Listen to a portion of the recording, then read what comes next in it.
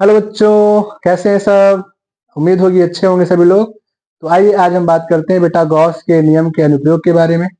और जैसा कि हम लोगों ने पिछली क्लास में गॉस के नियम पढ़ लिए थे, और आज हम बात करने वाले हैं गॉस के नियम के अनुप्रयोग के बारे में। ठीक है, तो चलिए देखते हैं कैसे क्या होता है। तो आप जानते हैं कि आपका जो अनुप्रयोग है बेटा, वो पहला अनुप्रयोग है। और पहले में आपसे कहा गया है कि अनंत लंबाई के एक समान आवेशित सीधे तार के निकट वैद्युत क्षेत्र की तीव्रता क्या होगी। ठीक है, तो हम लोग मान लेते हैं कि कोई अनंत लंबाई की सीधा तार है। माना कि कोई अनंत लंबाई का कोई क्या बेटा सीधा तार है, जो कि क्या है बेटा एक समान रूप से क्या बेटा आवेशित है। एक समान रूप से क्या है, धनावेशित है मान लेते हैं। ठीक है, एक समान रूप से क्या है बेटा धनावेशित है। इस प्रकार ओके। अब क्या करते हैं कि मान लेते हैं इसी एक समान ये जो एल लंबाई का तार है बेटा, आपका कैसा लंबाई का तार है, एल लंबाई का। ठीक है, मान लेते हैं अपरिमित लंबाई का तार है। तो अगर हम बात करें बेटा कि इसी तार के आर दूरी पर कोई बिंदु पी है, क्या है बेटा कोई बिंदु पी है। ठीक है, जिस पर हमें वैद्युत क्षेत्र तीव्रता ज्ञात करनी है। ओके, और अब हम क्या करेंगे, इसी बिंदु पी से बेटा एक गॉसियन बेलन की रचना कर देंगे। इसी बिंदु पी से हम लोग क्या कर देंगे, एक गॉसियन बेलन की रचना कर देंगे कुछ इस प्रकार। ठीक है, कुछ इस प्रकार हम लोग क्या कर देंगे बेटा, गॉसियन बेलन की रचना कर देंगे, जो कि एक काल्पनिक पृष्ठीय माना जाता है। ठीक, इस प्रकार बेटा हमने क्या किया, गॉसियन बेलन की रचना कर दी है इस प्रकार।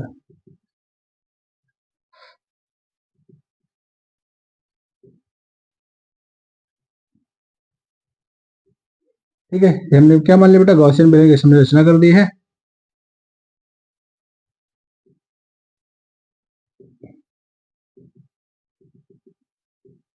अब क्या करोगे, देखो हमने माना कि यहाँ पर कोई बिंदु बेटा क्या है, बिंदु पी है ना।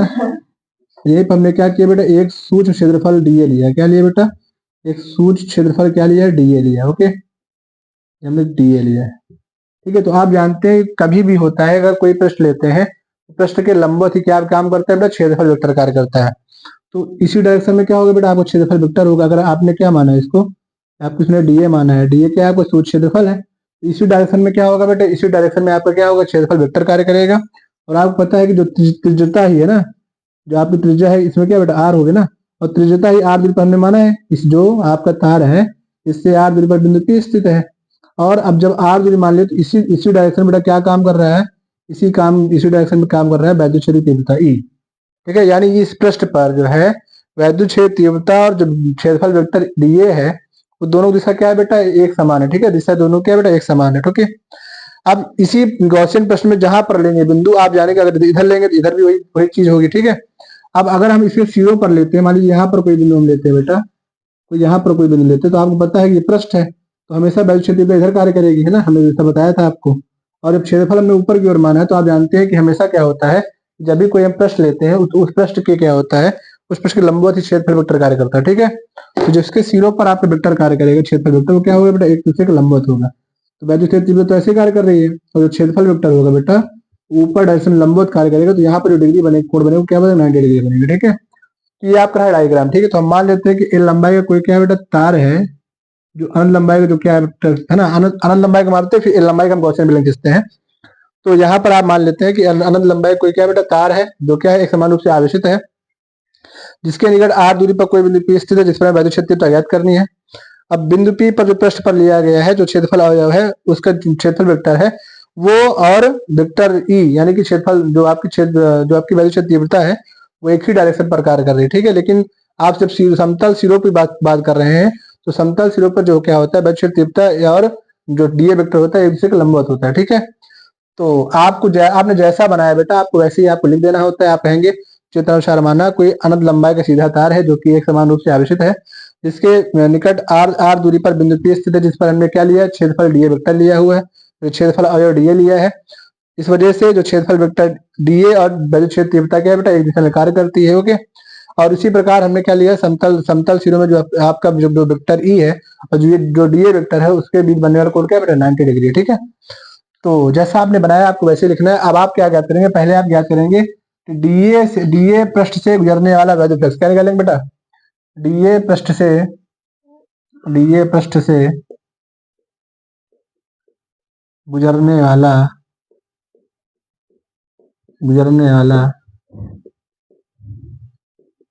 वैद्युत फ्लक्स। ठीक है, जब हम डीए की बात करते हैं तो आपको बताया कि हम क्या लेते हैं बेटा, डी फाई लेते हैं। क्या लेते हैं, डी फाई, है ना। यहाँ पे क्या लिखेंगे बेटा, डी फाई ई बराबर vector E into DA vector, है ना। क्या लेते हैं ऐसे।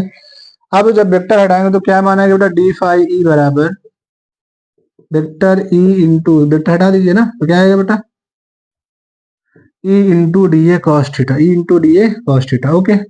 और अगर हम मान ले बेटा कि जो लंबाई है जो आपका तार है, तार की लंबाई एल है ना, तो आप जानेंगे कि अगर यहाँ पे आप जानते हैं रेखीय आवेश घनत्व क्या बेटा, तो तार का जो रेखीय आवेश घनत्व बेटा क्या है बेटा, रेखीय आवेश घनत्व क्या है बेटा, रेखीय आवेश घनत्व, रेखीय आवेश घनत्व क्या है बेटा, इसका लेमडा है। क्या है, लेमडा है ना। यदि तार का रेखीय आवेश घनत्व क्या है, लेमडा है, तो लेमडा बराबर होता है क्यू अपान एल। क्या होता है, क्यू अपान एल होता है। ठीक है, जो लेमडा क्या है बेटा, आपका रेखीय आवेश घनत्व। ठीक है, तो लेमडा बराबर क्या होता है, क्यू अपान एल होता है। ओके। अब देखो आगे बात सुनो। अब यहाँ तक हो गया। अब कॉस की वैल्यू कितनी बेटा, देखो अब जब दिशाएं समान है, जब यहाँ पे थीटा डिग्री बनेगा क्या बनेगा बेटा, 0 अंश बनेगा। ठीक है, थीटा क्या बनेगा, थीटा बनेगा 0 अंश। ओके, तो यहाँ पर आप अगर थीटा की वैल्यू 0 रखेंगे, अगर थीटा की वैल्यू आप 0 रखेंगे तो क्या माना है, डी फाई ई बराबर ई इंटू डी ए हो जाएगा, क्योंकि कॉस 0 का मान क्या होता है बेटा, कॉस 0 का मान जो होता है, कॉस 0 का जो मान होता है वो होता है 1। क्या होता है, कॉस 0 का मान होता है 1। ओके, यहाँ पे आ गया ई डी ए आ गया। ओके, यहाँ पे इतना मान आ गया, हमें प्राप्त हो गया।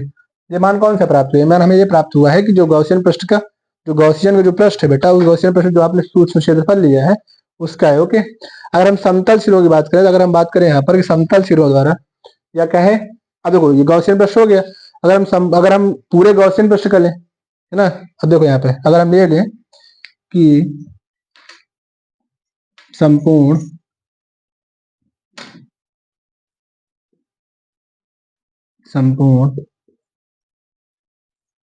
पहले हम डीए से ले रहे थे, अब संपूर्ण से ले रहे हैं, सिरों को, लेकिन सिरों को छोड़कर। ठीक है, सिरों को छोड़कर संपूर्ण गॉसियन या गॉसियन पृष्ठ से लिख लो, गॉसियन पृष्ठ से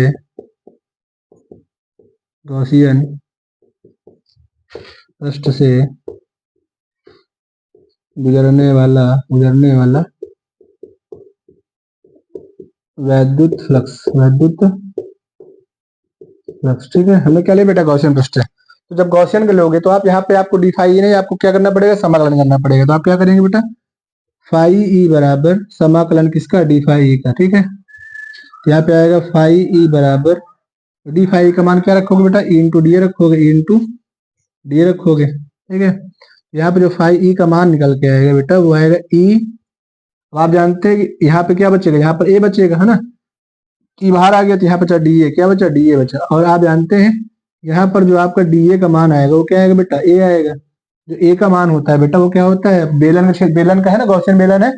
तो गॉसियन बेलन ना बेटा, ये क्या है, गॉसियन बेलन है ना, गॉसियन बेलन के पृष्ठ जो गॉसियन बेलन, तो बेलन का क्षेत्रफल क्या होता है, 2 पाई आर एल। क्या होता है, 2 पाई आर एल। जो बेलन का क्षेत्रफल होता है बेटा वो क्या होता है, 2 पाई आर एल। क्या होता है, 2 पाई आर एल। ठीक है, याद दीजिए आप, तो आ जाएगा 5। तो वैल्यू क्या आएगी, वैल्यू आप निकल के आएगी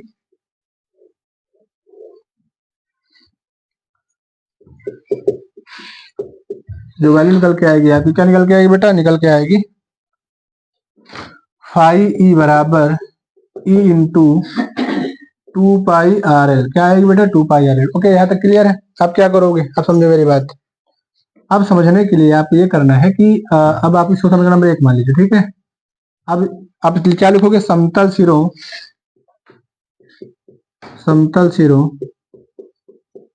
ये जो समतल सिर है ना बेटा, ये समतल सिर में हमने माना है, तो समतल सिरों में वेक्टर ई तथा डीए वेक्टर के बीच का कोण क्या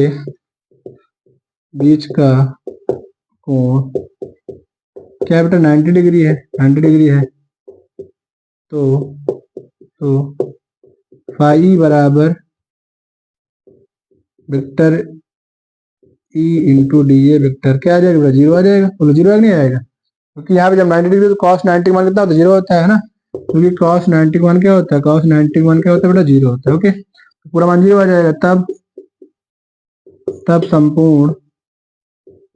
संपूर्ण गॉसियन पृष्ठ से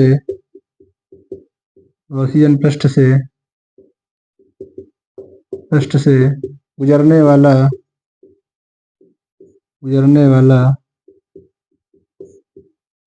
वैद्युत फ्लक्स क्या हो जाएगा समझो। तो वही वैल्यू आएगी, क्योंकि यहाँ पे जब 0 जुड़ेगा इसे तो यही वैल्यू आएगी। तो क्या लिखोगे आप, फाई बराबर ये वैल्यू आएगी, फाई बराबर ई इंटू 2πr और ये एल। ओके, अब गॉस का नियम लगा दो। गॉस के नियम से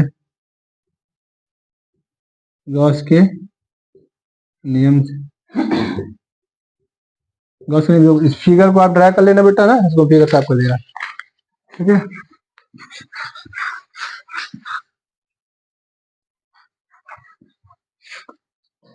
गॉस के नियम क्या होता है, फाई ई बराबर क्यू अपॉन एप्सिलॉन 0, ठीक है, एप्सिलॉन नॉट या एप्सिलॉन 0, ठीक है। तो यहाँ पर आप जानते हैं कि क्यू बराबर मान ये होता है ना, क्यू बराबर मान ये होता है, समझिए। तो यहाँ पर अगर वैल्यू लिखेंगे आप, तो यहाँ पर क्या आएगा, चूंकि चाहे यहाँ पे लिख लो, चूंकि तार का रेखीय आवेश घनत्व क्या होता है बेटा, लेमडा बराबर क्यू अपान एल, है ना, क्यू अपान एल, ठीक है, या क्यू बराबर लेमडा एल। ये पुट करोगे आप, कैसे पुट करोगे, देखो जहां पर क्यू है वहां पे क्या पुट कर दो बेटा, है ना। तो यहाँ पे आ जाएगा फाई ई बराबर, जहां पर क्यू है वहां पे क्या पुट करोगे, क्यू की वैल्यू लेमडा एल पुट करोगे, तो यहाँ पे क्या आ जाएगा बेटा, एप्सिलॉन नॉट हो जाएगा। अब यहाँ पर देखो फाई का वैल्यू, फाई की वैल्यू कितनी है बेटा, ई 2πrl है, तो यहाँ पे मान रख दो, है ना। यहाँ पे क्या रखोगे मान, समीकरण 2 से है ना, समीकरण 2 से फाई ई का मान रखने पर मान रखो, यहाँ पे मान क्या रखोगे,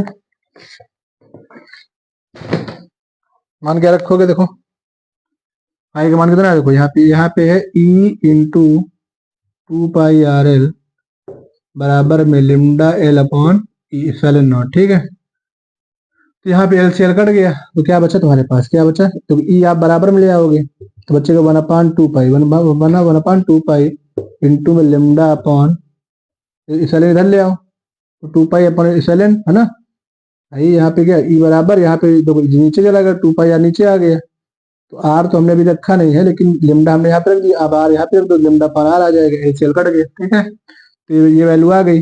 अब 2 का मल्टीप्लाई ऊपर कर दो, 2 का मल्टीप्लाई नीचे कर दो, एक वैल्यू तो आपके पास ये आ गई। अब क्या करोगे, 2 का गुणा भाग करने पर, 2 का गुणा तथा भाग करने पर करो, भाग गुणा करो, जल्दी से आ जाएगा ई बराबर 1/, जब भाग करोगे तो 4 आ जाएगा, 4π एप्सिलॉन नॉट इंटू ऊपर आ जाएगा 2 लेमडा अपॉन आर। ये बन गया आपका फार्मूला, ठीक है। वैद्युत क्षेत्र की तीव्रता का मात्रक क्या होता है, न्यूटन प्रति कूलम। अगर वेक्टर रूप में लिखोगे, है ना, अगर वेक्टर रूप में लिखोगे तो वेक्टर रूप में कैसा आएगा, ई वेक्टर बराबर 1/4π epsilon naught into 2 lambda upon R, और यही आर का है में आर कैप आ जाएगा, तो वेक्टर रूप में आ जाएगा, ठीक है। बस न्यूटन प्रति कूलम, ये रहा फार्मूला, पूरा डेरिवेशन हो गया बेटा, है ना। अब इसको दोबारा समझने के लिए दोबारा वीडियो देख लीजिए, नंबर 1 आपको समझ में आ जाएगा, ओके। तो ये यहाँ पर इसका बेटा स्क्रीनशॉट ले लो, अच्छे से पढ़ लो, रिवीजन कर लो, ओके। धन्यवाद।